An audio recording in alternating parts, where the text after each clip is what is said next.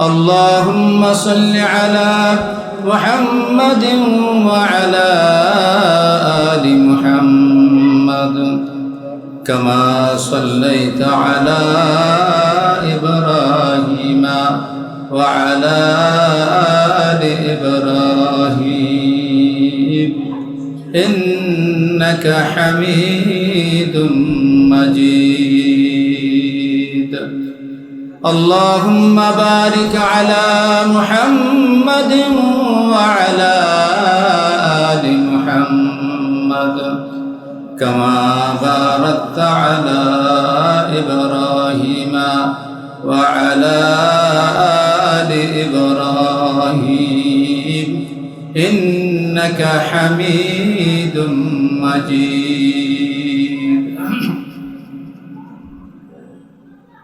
هو الأول والآخر والظاهر حقا والباطن مولاي ولا قيل وقال لا إله إلا الله لا إله إلا الله لا إله إلا الله لا إله إلا الله محمد رسول الله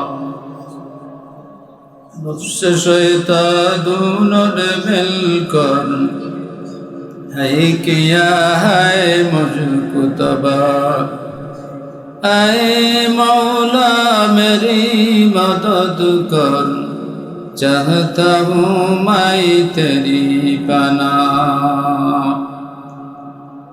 अब तो रहे पछता दम आखिर वर्द ज़बाए मेरे इलाहा ला इलाहा इल्लल्लाह ला इलाहा इल्लल्लाह ला इलाहा इल्लल्लाह ला इलाहा इल्लल्लाह لا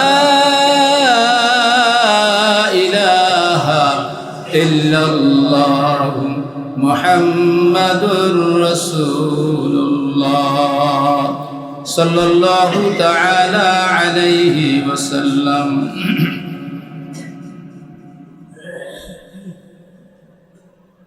অধ্যকার হাজী মাসুদারা হাফিজিয়া মাদ্রাসার দস্তরবন্দি মাহফিল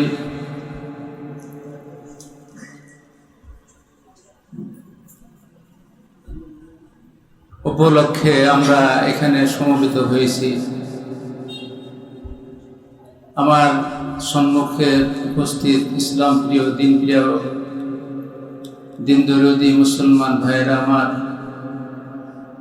আল্লাহ পাকের দরবারে অসংখ্য শুকরিয়া জ্ঞাপন করছি যে মহান রব্বুল আলামিন এত বড় একটা বরকতপূর্ণ মজলিসে আমাদেরকে উপস্থিত হওয়ার তৌফিক দিয়েছেন। খুশি না বেজার? খুশি হলে কি বলতে হবে?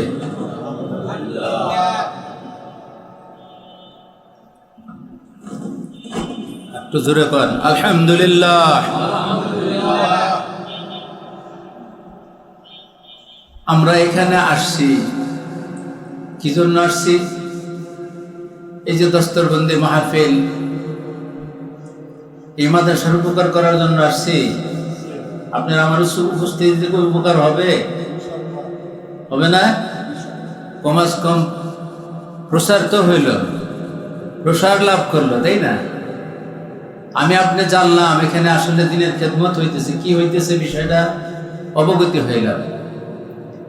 আল্লাহ বলতেছেন কি মান ইহতাদা ফাইন্নামা ইয়াহতাদি লিনাফসিহি, যেই ব্যক্তি নেক আমল করে বা নেক আমলে শরীক হয়, এটার মর্মটা আয়াতের এরকম যে সে যেন নেক আমল করে নিজেরই উপকার করলো। কার উপকার করলো? নিজেরই উপকার করলো। কারণ এখানে দিনের তো উপকার হবেই, তার সাথে বেশি উপকার হবে কার? আমার নিজের। যে আমি নিজেই আমল করে ন্যাক আমল করে নিজের উপকার করতেছি, কতটুকু উপকার করতেছি, এটার কতটুকু ক্ষমতা, উপকারের লাভ কতটুকু, এটা এখন বুঝবো না। কিয়ামতের আদালতে কিছু মানুষ টর্চলাইটের মতো লাইট ব্যবহার করে নূরের আলো দিয়া জান্নাতের দিকে যাইতে থাকে। পিছনে এক শ্রেণীর লোক, এরা অন্ধ, রাস্তা দিয়ে কেউ চোখে থাকে না, এরকম ভাই আমাকে নিয়ে যান। কি বলে? ভাই আমাদেরকে নিয়ে যান। কয় আমরা তো আগে বাড়ছি, এরা আমরা তো আগের মানুষ, আগে চলে আসছি, তোমরা আসো। আমরা পারতেছি না, অন্ধকার সামনে, জুলমত অন্ধকার, নিয়ে যান। আপনাদের কাছে যে আলো আছে ওই আলো আমাদের কাছে নাই, কয় পিছিয়ে যান। কি কয়? পিছনে যান, আলো। এর অর্থ কি বুঝেছে? আলো নিয়ে আসে। এটা কি সম্ভব? পিছনে যাওয়া কি সম্ভব? আদালত হয়ে গেছে, ফায়সালা হয়ে গেছে, বিচার শেষ, এই সময় পিছিয়ে যাওয়া সম্ভব? বুঝে নাই, আসলেই পিছাইছে। পিছাইলে মনে হয় টর্চলাইট পাওয়া যাবে, আলো পাওয়া যাবে, পিছনে আছে, আরো অন্ধকার। এই কি কইল? পিছনে বুঝে নাই। অর্থাৎ পিছনে যে নেক আমল করার একটা দীর্ঘ সময় দিছিল, সেই সময়টা গাফলতি করছে। ওইদিকে তাকাও, আলো তো ওখান থেকে পাওয়ার ছিল, ওখান থেকে হাতে লওয়ার ছিল, লও নাই। এখন পিছনে তাকাও, পিছনে যাও। আমরা পিছনের লোক হবো না সামনের লোক হবো? কি কর? হ্যাঁ, সামনের লোক হবো, পিছনের। মনে রাখতে হবে। তাহলে কোরআনের মজলিসে আসছি, আমার দাম বাড়ছে না কোরআনের দাম বাড়ছে? কত দেখি? আমার দাম বাড়ছে। কোরআনের দাম তো আল্লাহ পাক মূল্যায়ন করেই দিছে। কিছুক্ষণ আগেও তো এনে বয়ান হয়েছে, এক একটা অক্ষরে 10টা করে নাকি, কমাস কম নাকি, এটা কমাস কম নাকির কথা বলছে, 10 নাকি। এই কোরআন পড়নেওয়ালা আর কোরআনের কথা বলনেওয়ালা দায়ের কণ্ঠনালী সে আগের যুগে থেকেই মানুষ চাইপে ধরছে। ধরছে কি ধরছে না? হযরত ঈসা আলাইহিস সালামের যুগে বুঝি ধরে নাই? আর এমন দাবরাইছে পয়গম্বরকে আল্লাহ পাক আসমান জমিন থেকে উপরে উঠে নিতে বাধ্য হয়েছে। আল্লাহ হেরে গেল নাকি এটা? হ্যাঁ, আল্লাহ কি এখানে হারছে? আরে হারে নাই, আপনারা আমাকে ধোকায় ফেলাইছে।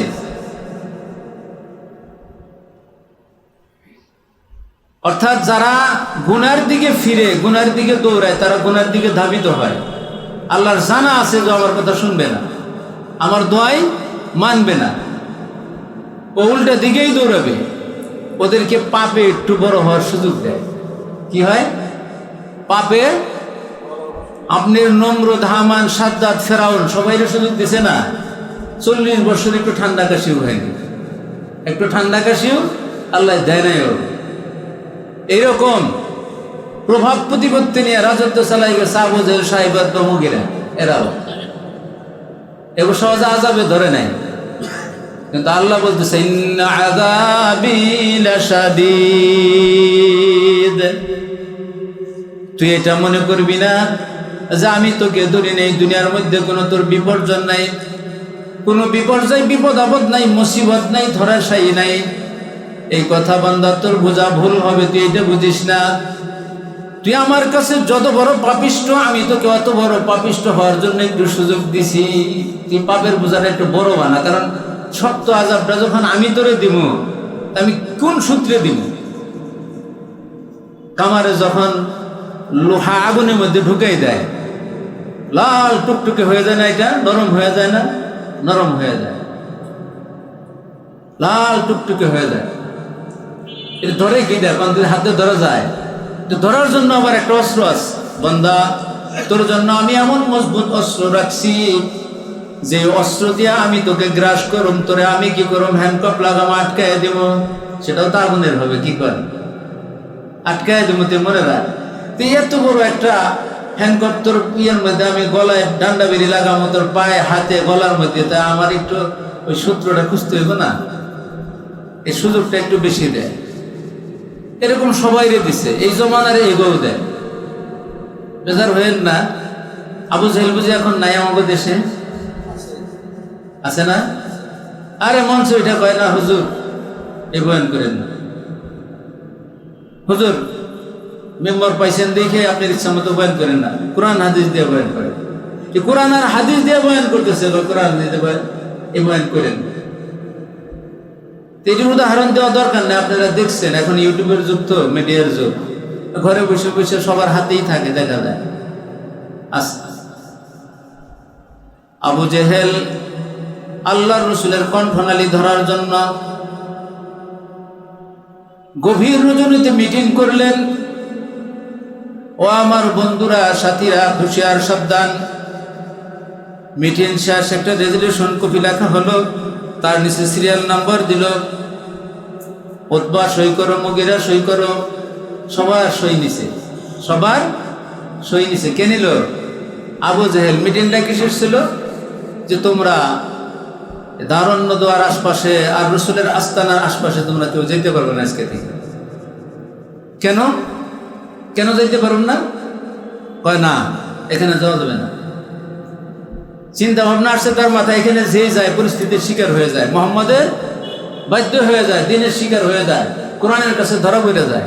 আরে কোরআনের তেলাওয়াত এত সুন্দর, পৃথিবীর যত ভাষা আছে, যত গায়ক গায়িকা আছে, সবার সামনে যত ধর্মীয় গ্রন্থ আছে, সব গ্রন্থের সামনে যদি কোরআনের তেলাওয়াত করা হয়, ইহুদি হোক, খ্রিস্টান হোক, নাসারা হোক, বৌদ্ধিস্ট হোক, মুশরিক হোক,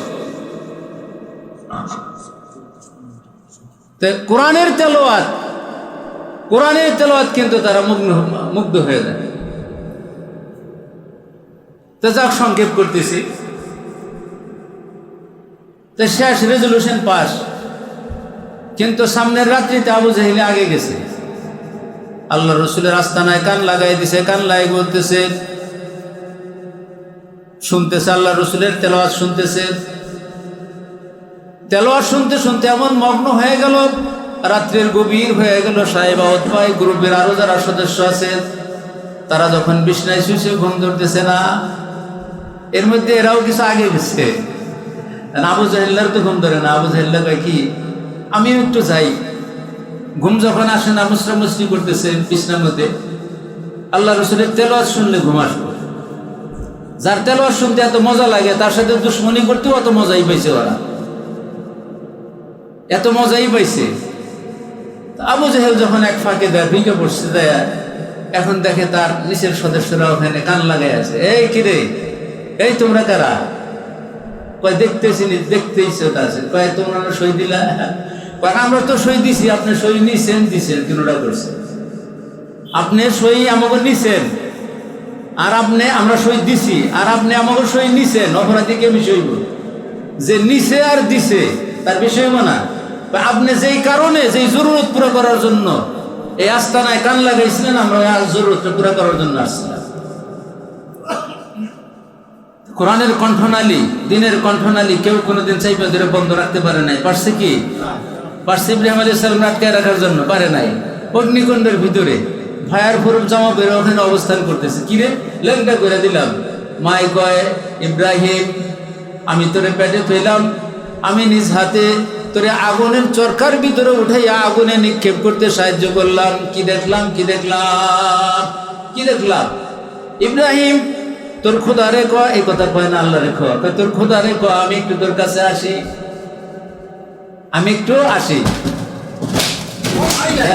আরে মেয়ে, আপনি আসলে এত বড় নিচা জায়গা, জমি অল্প দামে কিনা ভরাট করে লেবেল করছে, 10,000 টাকা ডিসিমেলের জায়গা 10 লক্ষ টাকা হয়েছে। কার দাম বাড়ছে? যিনি মাটি ভরাট করছে তার দাম বাড়ছে না জায়গার দাম বাড়ছে? জায়গার দাম বাড়ছে। এরকম উদাহরণ দেয় দুনিয়ার দিকে। কিন্তু দিনের দিকে যে কদম বাড়াইবে, তার দাম বাড়ে নাকি দিনের দাম বাড়ে? কার দাম বাড়ে? চামড়ার পিছনে মেহনত করে জুতা বানায়, 1 ফুট চামড়া দিয়া 5,000 10,000 টাকা তার দাম। চামড়ার দাম বাড়ছে না শ্রমিকের দাম বাড়ছে? হাইওয়ে রাস্তায় যারা পিচ ঢালাই মেহনত করছে, কষ্ট করছে, তাদের দাম বাড়ছে না রাস্তার দাম বাড়ছে? রাস্তার দাম বাড়ছে। কিন্তু কোরআনের মজলিসে দিনের কাছে আসলে কার দাম বাড়ে? যে আসে তার দাম বাড়ে।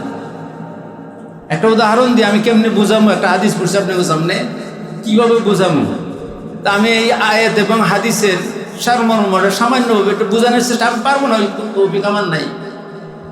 তো ওখানে দেখা যায় যে হাফিজ হুজুর রহমতুল্লাহ আলাই ওনার হৃদয়ের ভিতরে যাচ্ছে আমি হাফেজ হই। এই কথাটাকে আমি শেষ করে হাফেজ হই, হাফেজ হই। মায়ের কাছে বলছে আম্মু আমি হাফেজ হই। কি করিস বাবা তুই হাফেজ হবি? আব্বারে বলছে হাফেজ হবি, যা হাফেজ হবি, কোরআনে তেলাওয়াত শিখো, আমি তো শিখেই বাচ্চাদেরকে, তুমি শিখো কোরআন শিখো। তখন হাফেজ হওয়াটা বড় কঠিন ব্যাপার ছিল। এই দেশে হওয়া যাইতো না, এই দেশে ওইরকম সুযোগ কম ছিল, ইন্ডিয়ায় যাইতে হইতো। তো মার মধ্যে চিন্তা যে আমার ছেলে যে কথা আমার শোনাইলো, আমার হৃদয় এখন কাঁদতেছে 24 ঘন্টায়, ছেলের কিভাবে হাফেজ বানানো যায়। তো একদিন রাত্রে 1 টাকা 50 পয়সা আইনা মায়ের কাছে দিছে। হাফিজুর রহমতুল্লাহ আলাইহির বাপ আইনা দিছে হাফিজের বাপের কাছে, মায়ের কাছে।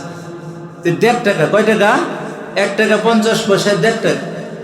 টাকাটা আইনা মার কাছে দিছে। টাকাটা পাইয়ে দিলের ভিতরে যাকতেছে, ছেলে হাফিজ হইতে চাইলো, এতগুলা টাকা এতগুলা পয়সা। আরে তখন 1.5 টাকার অনেক দাম, ওই যুগে অনেক দাম। ওনার আব্বারে একজন কোরআন শরীফের সবক নিছে, তো ওনার 1.5 টাকা হাদিয়া দিছে। হাফিজ হুজুর এর আগে কান্নাকাটি করছে, কিছু পয়সা দাও মা, রাস্তা রাহা খরচ দাও, আমার খরচ লাগবো না, আমি যেখানে হাফিজ হইতেও চলে যাই। মায়েও দিয়ে দিছে, ছেলেও পটাই নিয়ে নিছে, হাফিজুর রহমতুল্লাহ নিয়ে নিছে। কি করবো এখন 1.5 টাকা দিয়ে? আমি যেখানে হাফেজ হইতে চোখে চলে যাই। তো তখন হাফেজ হওয়ার সবচেয়ে সুযোগ্য একটা পরিবেশ, সহজে হাফেজ হওয়ার জন্য একটা সিস্টেম দায়েম কাওয়ান ছিল সে পানিপথে। এটা ইন্ডিয়ার ভিতরে পানিপথে।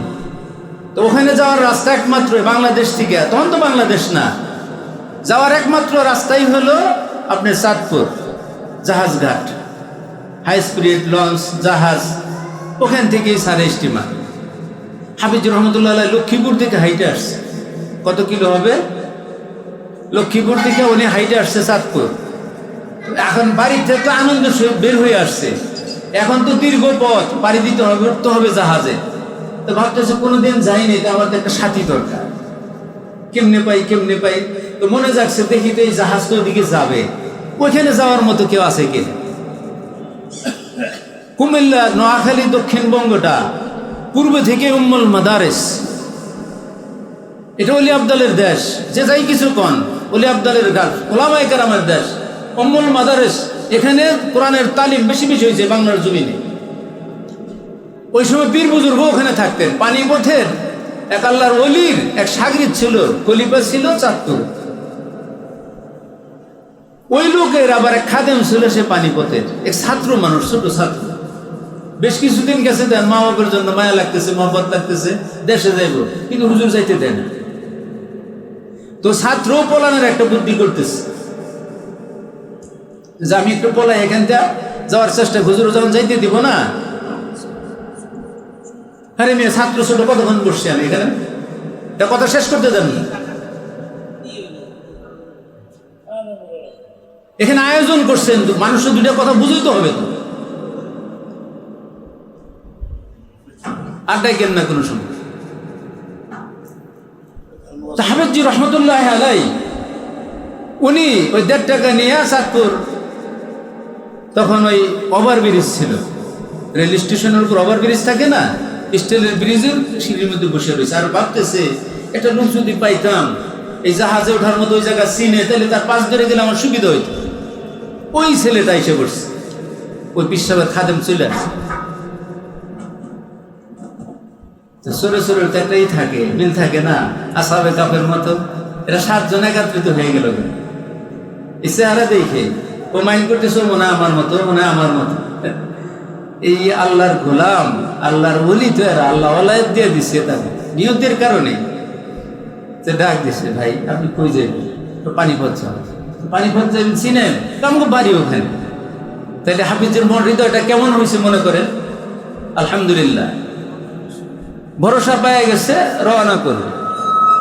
এই সময়ের মধ্যে বলতেছে যে ভাই আমি তো হুজুর ওখান থেকে আসছি পলাইয়া, কিন্তু আমার সামানপত্র কিছুই আনিনি, তা আমার হালকা কিছু কাপড় চোপড় তো নিয়ে যাওয়া দরকার, তা আমি আমার ব্যাগটা নিয়ে আসি। এই করে চলে গেছে, আমি আসি করে 3 দিন 72 ঘন্টা খবর নাই। শিশু বাচ্চা হাফিজি রহমতুল্লাহ আলাই 3 দিন পর্যন্ত স্টিলের ব্রিজের সিঁড়ির উপরে বসে আছে আশাবাদী। ওই ছেলে আমাকে কথা দিছে, ওই ছেলে অবশ্যই এখানে ফিরে আসবে, যেহেতু আমাকে ওয়াদা দিছে। এটা হলো মানুষের একটা আস্থার জায়গা।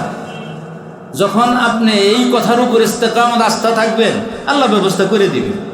ঠিক এই ছেলে 72 ঘন্টা পরে আসছে, আসার কথা ছিল আসতেছি, চলে আসছে, জাহাজে উঠছে, রওনা করছে, খুলনার কাছাকাছি চলে গেছে। এই সময় হিসাবে লোক পাঠাইছে, আমার এই সাগরিদ গেল কই, ছাত্র গেল কই, খাদেম গেল কই, খুঁজতে খুঁজতে ক্যাপাসিটি করে ওর ওখানে যায় পাইছে, নামাই নিয়ে আসছে জাহাজেতে। হাফিজ যে অসহায়, আমি কি করলাম, আমি কি করলাম, আমি তো ওর আশায় যেতে চেয়েছিলাম, তাহলে আমি কি করলাম। হাফিজ যেও নামছে ওটা নাইমে গেল, যাক চিনি না, যখন আস্তে আস্তে পশ্চিম দিকে হাঁটাতে তো পামই হাঁটতেছে। রহমতের শুরুতে, আল্লাহ গজবের শুরুতে আপনার আমার কাছে যে রহমত আসে, এটা একটা পয়েন্ট এখানে। ও তো চলে গেছে, অসহায় হাঁটতেছে, কারণ এই জাহাজের ভাড়া ওর কাছে নাই। ওই ছেলে আশ্বাস দিয়েছিল, যা লাগে আমি ব্যবস্থা করব, আপনি চিন্তা করেন। তাহলে দেখেন হকটারে কতক্ষণ, মানে ওই বয়সের মধ্যেই হক রে মাথার উপরে রাখছে, হককে সামনে রেখে চলছে। তাহলে আমি ভাড়া দিতে পারবো না জাহাজের মতন, আমি চেষ্টা করি, কি করবি, আমি কোশিশ করি, চেষ্টা করি, আল্লাহ পাক আমাকে গন্তব্য পৌঁছে দিবে। আলহামদুলিল্লাহ, আল্লাহ পাক পৌঁছানোর ব্যবস্থা করেছে। কিছুক্ষণ হাঁটার পরে এক হন্যা কুকুর আইসা পায়ের মধ্যে কামড় মারছে। হাফিজ রহমতুল্লাহ আলাই বার্ডিমে যখন ইন্তেকাল করলেন, বের করে নিয়ে গেলেন, যিনি তার গোসল দিচ্ছেন উনি বলতেছেন যে হাফিজ রহমতুল্লাহ আলাই নাবির চতুর্দিকের মধ্যে ঘাওয়ের চিহ্ন রয়ে গেছে, ঘাওটা যে ভালো হয়ে গেছে, চিহ্ন রয়ে গেছে। কিসের ঘা এটা জিজ্ঞেস করছে। হাফিজ রহমতুল্লাহ আলাইকে পানিপথে যাওয়ার পথে কুকুরে কামড় দিচ্ছিল, পানিপথ ছাড়া ওই সময় কুকুরের চিকিৎসা হইতো না, কুকুরের কামড়ের চিকিৎসার কোনো ব্যবস্থা এই উপমহাদেশে এদিকে ছিল না, ওই পানিপথেই ছিল। মহান রব্বুল আলামিন নিয়তের উপরে সন্তুষ্ট হয়ে গেছে, আল্লাহর ওলির উপরে সন্তুষ্ট হয়ে গেছে। বলতেছে আমার বান্দার তো পানিপথে পৌঁছতে হবে, আমার কালামে পাক তার হৃদয়ের ভিতরে স্থান দিতে হবে, তার পৌঁছতেই হবে। কুকুরের প্রতি ইলহাম হয়ে গেছে, ওরে কামড় মার, আল্লাহর রহমত এটা। আমরা তো উল্টা বুঝতেছি, তাই না? কামড় দিল কুকুরে, যাইতেছে বেচারা সফরে, তেলাওয়াত শিখবো, কোরআন মুখস্থ করবো, ওই যদি জায়গায় স্থান দিবে। আল্লাহু আকবার। তাই যাও, শেষ পর্যন্ত ওখানে লোকজন চাইবে গেলে, কি হইলো ছেলেটার, কি হইলো, কুকুর কামড় দিছে, এই তোর বাড়ি কোথায়, এই অমুক জায়গায়, তুমি কই যাইবে, তুমি পানিপথে যাবে, ভালো হয়েছে। তুইও পানিপথে যাইবে আর খাইছিল কুকুরের কামড়। এই দেশে তো আর কুকুরের কামড়ের চিকিৎসা নাই, তোর পানিপথে পাঠাইতেই হবে। লোকজন জমায়েত হয়ে পরামর্শ করে একটু মাতবর ছিলেন, একটু গার্জেন ছিলেন, মুরব্বী কয়েকজন মিলে টিটির কাছে গেছে, আমাকে ট্রেনের টিকিট দেন, আপনার টিকিট দেন, একটা বাচ্চা ছেলে কামড় দিছে কুকুরে, এর পানিপথে পাঠাইতে হবে। প্রতিবন্ধকতা আছে, আর আপ ডাউন টিকিট দিয়ে পাঠাই দিছে। হাফিজ আগে মাদ্রাসায় ঢুকছে, বহুত লম্বা ঘটনা আছে এর মধ্যে, ওদিকে আর গেলাম না। ওই হাফিজ আগে মাদ্রাসায় গেছে, মাদ্রাসায় ভর্তি হয়েছে আগে যায়, তারপরে কুকুরের চিকিৎসা, কাপড়ের এই বিষের প্রতিষেধক ওখান থেকে গ্রহণ করছে। তাহলে আমি চাইলাম কি, আল্লাহর দিন কোরআনের হেফাজত করুম এই সিনার মধ্যে। আমার রাস্তায় প্রতিবন্ধকতা কুকুরের কামড়, কুকুরে কামড় না দিলে পানিপথে তার যাওয়া হইতো না। তো আমাদের কাছে অনেক সময় গজবের শুরুতে রহমত আসে, এটা রহমত মনে করতে হবে। আল্লাহর পক্ষ থেকে যখন যে হালত আসে, এটাকে আমার নিজের কি করতে হবে, রহমত মনে করতে হবে। যদিও সবাইকের জন্য আমার দেখা যায় আমার কষ্ট হইতেছে, ছেলে পড়ানো কষ্ট হইতেছে, বিভিন্ন হয় না, আমার জায়গা দেওয়া কষ্ট হইতেছে, আমি আর সহ্য আছে না এরকম। কিন্তু আসলে গজবের শুরুতে আপনার আমার কাছে আসতেছে রহমত, এটা বুঝতে হবে। এখানে যদি ধৈর্য ধারণ করা যায়, তাহলে এর পিছনে আছে জান্নাতের খবর, তাই না? হ্যাঁ, ইকরা ওয়ারতাকি ওয়ারাতিল কামা কুনতা তুরাতিলু ফিদ দুনিয়া ফাইন্না মানসিলাকা ইনদা আখিরাতিন তাকরাউহা। যে হাফেজরাজকে কি নেবে, পাগড়ি নেবে, মা বাবার সুখবর শুনছি, কিয়ামতের আদালতে ডাকবে, এই বান্দা তুই আমাকে ওইরকম ভাবে তেলাওয়াত শোনা, যেরকম দুনিয়ার মধ্যে তেলাওয়াত করছাস, তোর আজকে তো এই জান্নাতের অবস্থান স্থল ওই জায়গায় হবে, যেই জায়গার মধ্যে তোর তেলাওয়াতের শেষ হবে। গোটা কোরআন যে মুখস্থ করছে, আর এটা কয় ডিসিমিলের উপরে, 5-5.5 ডিসিমিলের উপরে না বাড়িটা, না বেশি, 4 4.5 উপরে বাড়ি। কত দাম নাই বাড়ি, কত দাম। আর 6,666 তালাই যদি হয় মতন্তরে মালিক হয়ে যায়, তাহলে কত দাম তার বুঝে। এটা কি ঈদ মালিক? আল্লাহু আকবার। তাহলে ওই মা বাবা আজকে কত আনন্দিত হওয়া দরকার, আর কত বড় নিয়ামত এখানে ভোগ করতেছে, পাইতেছে। আল্লাহ স্বয়ং ডাক দিবেন, আয় তেলাওয়াত কর, শোনা যাবে দুনিয়ায় করছস, আর উঠতে থাক উপর দিকে। আর বান্দা একটা আয়াত তেলাওয়াত করবে, বিসমিল্লাহির রাহমানির রহিম, সূরা ফাতিহা শেষ করবে, 8 তলায় অবস্থান করবে, এরকম তেলাওয়াত করবে আর উঠতে থাকবে। কারণ আবার তাকি বাড়াতেন পর্ব আবার চর্ব, পর্ব আবার চর্ব, এনে কোনো ফিঙ্গারিং করতে হবে না আপনার লিফটের বাটনের মধ্যে, মানে মুখ চলবে, এটা উঠতে থাকবে। আলহামদুলিল্লাহ, তেলাওয়াত আমরা করুন তো। রোজার মাস সামনে, বেশি বেশি তেলাওয়াত 2-4টা আয়াত মুখস্থ করা দরকার না? এটা নিয়ত করেন, প্রতিদিন একটা করে আয়াত মুখে, 30 দিনে 30টা হবে না? 30 তলার মালিক হওয়া যাবে। সাবার আসেনি 30 তলা বিল্ডিং আছে? 12 তলার উপর মনে হয় নাই নাকি? হ্যাঁ, 10 তলা 12 তলা।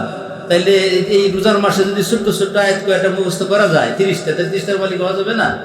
এই ফজিলতপূর্ণ এই মাসে শয়তানের ডান্ডা বেরি লাগানো, বাধা আসবে না, কোনো প্রতিবন্ধকতা নাই। এই কোরআন শিখবেন এবং করবেন। আরে শিখা শুধু যদি আলিফ বাতাসে শিখতে শিখতে কবরে যখন যায়, আর যদি মান রব্বুকা মান দিনুকা মান হাজার যদি পয়সা বিকুম, আপনি কি করবেন? আলিফ বাতাসা, এই যে পাগল কি সেটা, এই কথা কইছি না, কি কইতেছে শুনোস না, আলিফ বাতাসা কয়, এলো কথা কইছি না। আল্লাহর কাছে বিচার দিবেন, বিচার দিলে কি এই বন্ধার মধ্যে কথা কয় না, পুরা সময় দাড়ি পাকার সময় চেষ্টা করছে কোরআনের তেলাওয়াত শিখার জন্য, তারা বিরক্ত করো, ঘুমাইতে দাও, আরাম করতে দাও।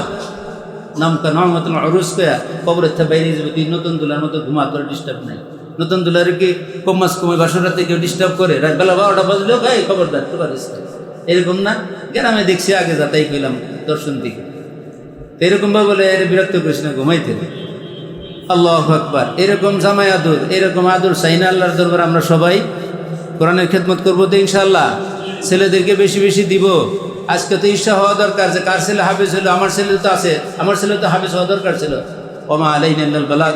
আল্লাহ পাক আমাদের সকলকে পবিত্র